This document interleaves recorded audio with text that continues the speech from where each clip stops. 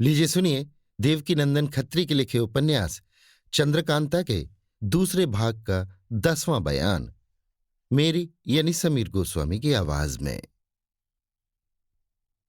चुनार के किले के अंदर महाराज शिवदत्त के खास महल में एक कोठरी के अंदर, जिसमें लोहे के छड़दार किवाड़ लगे हुए थे, हाथों में हथकड़ी, पैरों में बेड़ी पड़ी हुई, दरवाजे के सहारे उदास मुख बीरेंद्र सिंह बैठे हैं।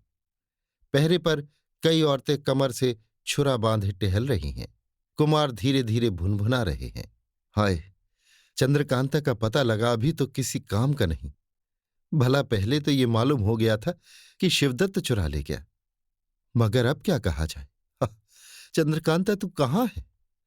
मुझको ये बेड़ी और ये कैद कुछ तकलीफ नहीं देती, जैसा तेरा लापता हो जाना खटक रहा है। हाय, अगर मुझको इस बात का यकीन हो जाए कि तू सही सलामत है और अपने माँ बाप के पास पहुंच गई, तो इसी कैद में भूखे प्यासे मर जाना मेरे लिए खुशी की बात होगी।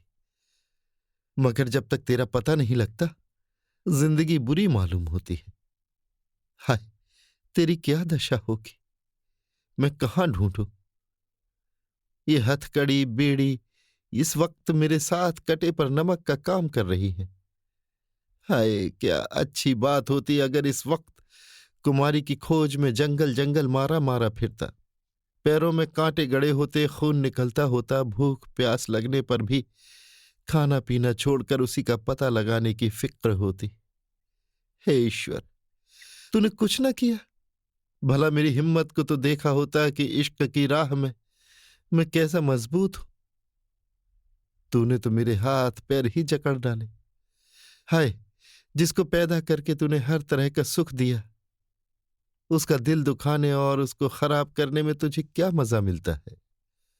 ऐसी ऐसी बातें करते हुए कुंवर बीरेंद्र सिंह की आंखों से आंसू जारी थे और लंबी लंबी सांसें ले रहे थे। लगभग आधी रात जा चुकी थी। जिस कोठरी में कुमार कैद थे, उसके सामने सजे हुए दालान में 4-5 शीशे जल रहे थे। कुमार का जी बहुत घबराया, सिर उठाकर उस तरफ देखने लगे। एक बारगी 5-7 लौंडियां एक तरफ से निकल आईं और हांडी, डोल, दीवारगीर, झाड़, बैठकी, कंवल, मृदंगी वगैरह शीशों को जलाया, जिनकी रोशनी से एकदम दिन सा हो गया। इसके बाद दालान के बीचों बीच बेशकीमती गद्दी बिछाई और तब सब लौंडियां खड़ी होकर एकटक दरवाजे की तरफ देखने लगी, मानो किसी के आने का इंतजार कर रही हैं। कुमार बड़े गौर से देख रहे थे, क्योंकि इनको इस बात का बड़ा ताज्जुब था कि वे महल के अंदर, जहां मर्दों की बू तक नहीं जा सकती, क्यों कैद किए गए और इसमें महाराज शिवदत्त ने क्या फायदा सोचा। थोड़ी देर बाद महाराज शिवदत्त अजब ठाठ से आते दिखाई पड़े, जिसको देखते ही बीरेंद्र सिंह चौंक पड़े। अजब हालत हो गई। एकटक देखने लगे। देखा कि महाराज शिवदत्त के दाहिनी तरफ चंद्रकांता और बाईं तरफ चपला है। दोनों के हाथों में हाथ दिए धीरे धीरे आकर उस गद्दी पर बैठ गए जो बीच में बिछी हुई थी। चंद्रकांता और चपला भी दोनों तरफ साथ सटकर महाराज के पास बैठ गई। चंद्रकांता और कुमार का साथ तो लड़कपन ही से था, मगर आज चंद्रकांता की खूबसूरती और नजाकत जितनी बढ़ी चढ़ी थी, इसके पहले कुमार ने कभी नहीं देखी थी। सामने पानदान, इत्रदान वगैरह सब सामान ऐश का रखा हुआ था। ये देख कुमार की आंखों में खून उतर आया। जी में सोचने लगे, ये क्या हो गया? चंद्रकांता इस तरह खुशी खुशी शिवदत्त के बगल में बैठी हुई हाव भाव कर रही है, ये क्या मामला है? क्या मेरी मोहब्बत एकदम उसके दिल से जाती रही? साथ ही माँ बाप की मोहब्बत भी बिल्कुल उड़ गई? तिसमें मेरे सामने उसकी ये कैफियत है। क्या वो ये नहीं जानती कि उसके सामने ही मैं इस कोठरी में कैदियों की तरह पड़ा हुआ हूं? जरूर जानती है। वो देखो, मेरी तरफ तिरछी आंखों से देख मुंह बिचका रही है। साथ ही इसके चपला को क्या हो गया, जो तेज सिंह पर जी दिए बैठी थी और हथेली पर जान रख इसी महाराज शिवदत्त को छकाकर तेज सिंह को छुड़ा ले गई थी। उस वक्त महाराज शिवदत्त की मोहब्बत इसको न हुई, और आज इस तरह अपनी मालकिन चंद्रकांता के साथ बराबरी के दर्जे पर शिवदत्त के बगल में बैठी है। हाय हाय, स्त्रियों का कुछ ठिकाना नहीं। इन पर भरोसा करना बड़ी भारी भूल है। हाय, क्या मेरी किस्मत में ऐसी ही औरत से मोहब्बत होनी लिखी थी? ऐसे ऊंचे कुल की लड़की ऐसा काम करे? हाय, अब मेरा जीना व्यर्थ है।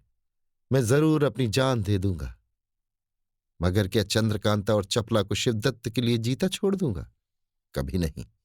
ये ठीक है कि वीर पुरुष स्त्रियों पर हाथ नहीं छोड़ते, पर मुझको अब अपनी वीरता दिखानी नहीं, दुनिया में किसी के सामने मुंह करना नहीं है। मुझको ये सब सोचने से क्या फायदा? अब यही मुनासिब है कि इन दोनों को मार डालना और पीछे अपनी भी जान दे देना। तेज सिंह भी जरूर मेरा साथ देंगे। चलो, अब बखेड़ा ही तय कर डालो। इतने में इठलाकर चंद्रकांता ने महाराज शिवदत्त के गले में बाहें डाल दी। अब तो बीरेंद्र सिंह सह न सके, जोर का झटका दे हथकड़ी तोड़ डाली। उसी जोश में एक लात सीखचे वाले किवाड़ में भी मारी और पल्ला गिरा शिवदत्त के पास पहुंचे।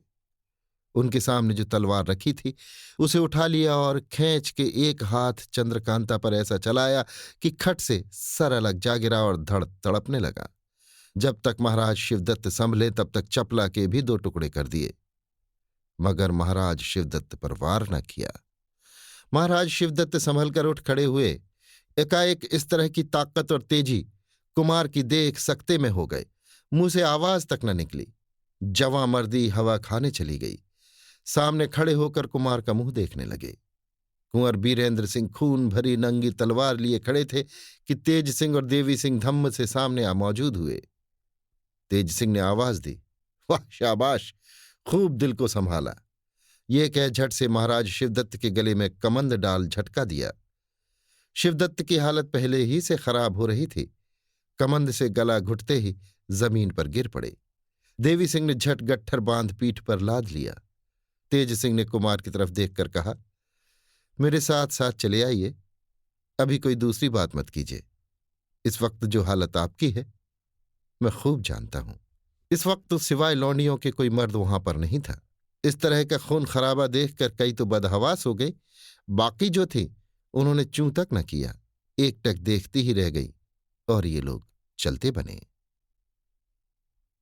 अभी आप सुन रहे थे देवकीनंदन खत्री के लिखे उपन्यास चंद्रकांता के दूसरे भाग का 10वां बयान, मेरी यानी समीर गोस्वामी की आवाज में।